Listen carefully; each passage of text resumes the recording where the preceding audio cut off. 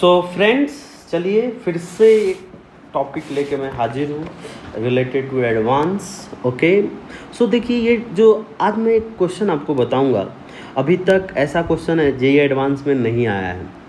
अभी तक जो क्वेश्चन है बहुत सिंपल आया, बट जैसा कि एडवांस का लेवल धीरे धीरे इंक्रीज़ हो रहा है, तो ऐसे क्वेश्चन आने की संभावना है। संभावना क्यों मैं बोल रहा हूँ, क्योंकि क्या है कि ये इसकी थ्योरी हम लोग ऑलरेडी पढ़ते हैं। ये जो क्वेश्चन है उसके एप्लीकेशन वाले पार्ट से आया हुआ क्वेश्चन है।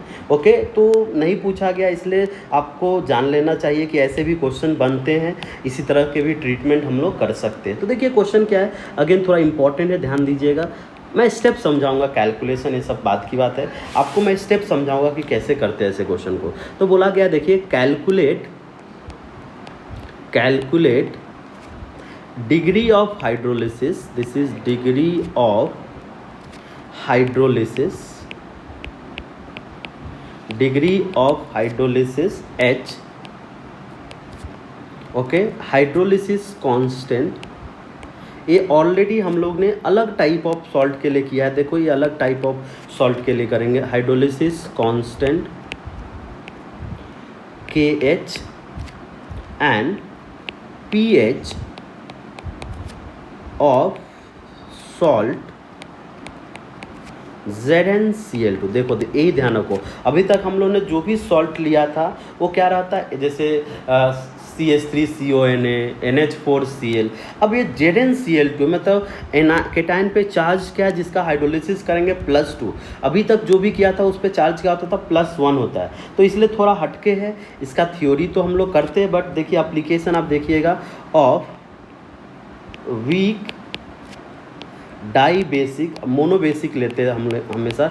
यहाँ पे क्या लिया, dibasic base ZnOH and monobasic acid,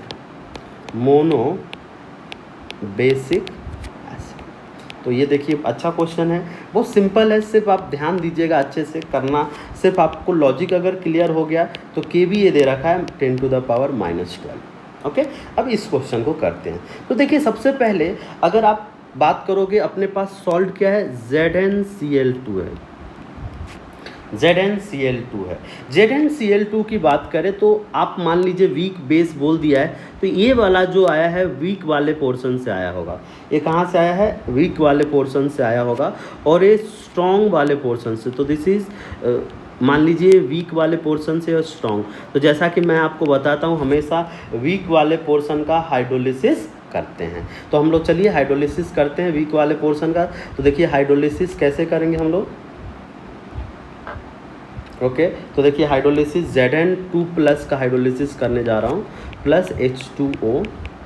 तो देखिए ये हाइड्रोलिसिस जब करेंगे तो क्या हो जाएगा, इस तरह के हो जाएगा। तो ये क्या हो जाएगा, ZnOH2 एंड +2H+। तो आप क्या कीजिए, इसको थोड़ा बैलेंस कर लेता हूँ, 2 आ जाएगा, यहाँ पे 2 आ जाएगा, रिएक्शन शायद बैलेंस हो जाएगा। ओके, तो सेम, सब कुछ सेम है, सिर्फ देखने का नज़रिया अलग है। देखिए, तो t=0 पे इसको C मानो, बाकी सब क्या हो जाएगा, 0 हो जाएगा। t=इक्विलिब्रियम, जहाँ पे हम लोग कैलकुलेट करेंगे C-H, और इसको क्या हो जाएगा, CH, और इसको क्या हो जाएगा, ACH हो गया। ओके, तो अब यहाँ पे अगर हम लोग देखें तो अपने को KH, अगर मैं बोलूँ कि इसका आप KH बोलिए, तो KH आप क्या बोलोगे, KH will be equals to ZnOH2 का कॉन्सेंट्रेशन इनटू H+ का कॉन्सेंट्रेशन का होल स्क्वायर अपॉन Zn2+ का कॉन्सेंट्रेशन। ये लिख सकते हो आप। अब यहाँ से देखिए, अब यहाँ से सब वैल्यूज़ लिख लेंगे तो रिलेशन आ जाएगा।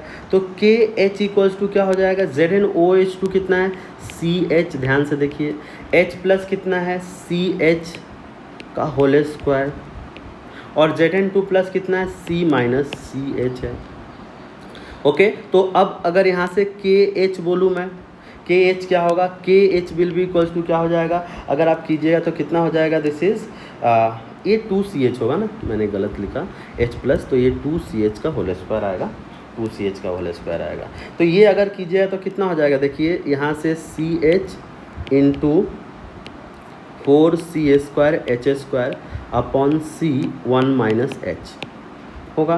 तो C से C को कट कर दीजिए तो फाइनली अपने पास KH इक्वल्स टू क्या हो जाएगा, KH इक्वल्स टू क्या हो जाएगा 4, देखिए 4c² HQ अपॉन 1 - H आएगा ये 4h²। तो अब देखिए, अब यहाँ पे अगेन फिर से वही एजम्पशन लेना पड़ेगा। क्या एजम्पशन लेना पड़ेगा जो हम लोग हमेशा लेते हैं, कंसिडरिंग कि ज़्यादा डिसोसिएशन नहीं होगा, ज़्यादा हाइड्रोलिसिस नहीं होगा, अदरवाइज ये इक्वेशन क्या है थर्ड डिग्री का इक्वेशन रहेगा और उसको सॉल्व करना पड़ेगा। बट आप ऐसे मान सकते हो कि अगर मैंने इसको 1 कंसीडर कर लिया तो मैं लिख सकता हूँ HQ will be equals to KH upon 4c²।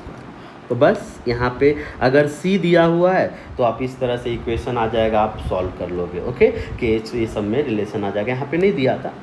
अब pH निकालने की कोशिश करते, तो ये हो गया। अब pH देखो कैसे निकालेंगे। फॉर pH ये सिर्फ कोई भी इक्वेशन याद नहीं रखना आपको, प्रोसेस देखिए कैसे कर रहे हैं। आएगा तो अगेन ध्यान रखिएगा, ऐसा क्वेश्चन आएगा मल्टीपल होगा, उसमें आप 1-2 मिनट ले सकते हो क्वेश्चन को सॉल्व करने के लिए। ओके, तब अपने को ये थोड़ा 1-2 स्टेप आप मिनिमाइज़ करके डायरेक्टली यहाँ पे पहुँच सकते हो। तो पीएच के लिए देखिए, अगर मैं ZnOH की बात करूँ, ZnOH होल ट्वाइस, तो ये डिसोसिएट होकर किस में जाएगा, Zn2+ प्लस 2OH माइनस में डिसोसिएट होगा। तो यहाँ से मैं अगर KB लिखूँ तो KB क्या लिख दोगे आप, OH माइनस का होल स्क्वायर इंटू Zn2+ का होल स्क्वायर अपॉन ZnOH2, ये लिख दोगे KB। अब इसमें थोड़ा सा और दिमाग लगाएंगे हम लोग, तो बिकॉज अपने को H+ ये सब चाहिए, तो दोनों तरफ क्या कीजिए, H+ स्क्वायर से मल्टीप्लाई कर दीजिए। तो ये क्या हो जाएगा, Zn2+ रहने दीजिए इधर, और आप क्या कीजिए यहाँ पे OH, और क्यों मल्टीप्लाई किया आपको रीज़न समझ में आ रहा होगा, बिकॉज मुझे KW के टर्म में जाना है। ये ऊपर भी कर दीजिए इस तरह से और नीचे भी कर दीजिए, ZnOH ट्वाइस H+ का होल स्क्वायर। ओके, तो जब ये कीजिएगा देखो बहुत इंपॉर्टेंट रिलेशन मिल जाएगा आपको, फिर सब कुछ क्लियर हो जाएगा। KB will be equals to, अब देखिए H+ इंटू OH क्या होता है, KW होता है, और तो ऊपर क्या लिख लूँ मैं, OH इंटू H+, ये ऊपर लिख दिया मैंने, का इसका होल स्क्वायर बिकॉज स्क्वायर है, अपॉन नीचे में क्या लिखूँगा, देखिए this is ZnOH twice into H+ का होल स्क्वायर अपॉन Zn2+। अब देखिए ये वैल्यू क्या है, ये वैल्यू ध्यान से देखिए, यही KH है, ये ध्यान से देखो, ये KH है, वो जो नीचे लिखा है ना वही KH है। तो बस फाइनल बहुत सिंपल इक्वेशन आ जाएगा, KB equals to what, KW² upon KH। Okay, तो इस तरह से आप KH की वैल्यू निकाल सकते हो। KB दिया हुआ है तो यहाँ से K जो बोला गया था कि KH निकालिए, तो यहाँ से KH आ जाएगा। KH इक्वल्स टू क्या आ जाएगा, KH will be equals to KW का whole square, that is this is KW का होल स्क्वायर अपॉन KB। ये सब वैल्यू दिया हुआ है तो कितना हो जाएगा, 10⁻⁻14 का होल स्क्वायर अपॉन KB दे रखा है 2.2 इंटू ऊपर दे रखा है इक्वेशन में सब। तो ये वैल्यू अगर आप कैलकुलेट करोगे तो ये वैल्यू कैलकुलेट करने के बाद आता है 4.5 इंटू 10⁻⁻17। अब KH आ गया, देखो जैसे ही KH आएगा, जैसे ही KH आएगा आप क्या निकाल लोगे, H निकाल लोगे। H कैसे निकालेंगे, देखिए KH अपने को पता है, बट अपने को C पता होना चाहिए। C पता ही होगा बिकॉज इन्होंने दिया नहीं है। C मान लीजिए कोई कॉन्सेंट्रेशन हो तो उसी तरह से C भी आप निकाल लोगे।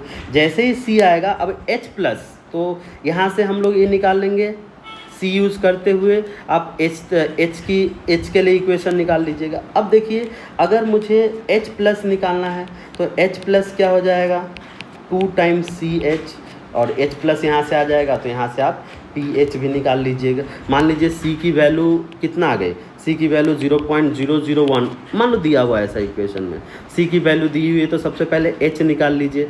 एच क्यू इक्वल्स टू क्या देता है, के एच कितना आया था 4.5 इंटू 10⁻⁻17 अपॉन 4 इंटू सी स्क्वायर कितना है देखिए 10⁻⁻³ का स्क्वायर मतलब -3 मतलब 6 आ जाएगा। अगर इसको आप पूरा सॉल्व कर लीजिए अच्छे से, अगर सॉल्व कीजिएगा एच क्यू ये सब कीजिएगा तो एच की वैल्यू आती है। ये सब अगेन कैलकुलेशन अगर आता है तो सिंप्लीफाई करके दिया जाएगा, और जनरली आईआईटी वाले देते हैं कि ये वैल्यू ये यूज़ कीजिए। तो एच की वैल्यू आ जाएगी, एच की जैसे ही वैल्यू आ जाएगी, एच प्लस का कॉन्सेंट्रेशन कितना हो जाएगा देख लीजिए। एच प्लस का कॉन्सेंट्रेशन 2 इंटू सी कितना है 0.001 है, इंटू एच कितना है, एच अभी निकाला हम लोगों ने 2.24 इंटू 10⁻⁻14। तो ये अगर करोगे सब करके ये आपका एच प्लस आ जाएगा, और फिर इससे पीएच निकाल लेना, मैंने कैलकुलेशन किया है, आप करके एक बार चेक कर लेना, 3486 के आसपास पीएच आ जाएगा। तो देखिए ये प्रोसेस क्वेश्चन इंपॉर्टेंट है, डाटा इंपॉर्टेंट नहीं है, कैसे अप्रोच किया दैट इज़ इंपॉर्टेंट। आप कैसे नया क्वेश्चन, मान लो ये अभी जैसे ZnCl2, कोई ऐसे ACl3 के लिए कैलकुलेशन हो सकता है। तो अगर आपको प्रोसेस पता है तो आप किसी भी क्वेश्चन को कर सकते हो। Okay, thank you.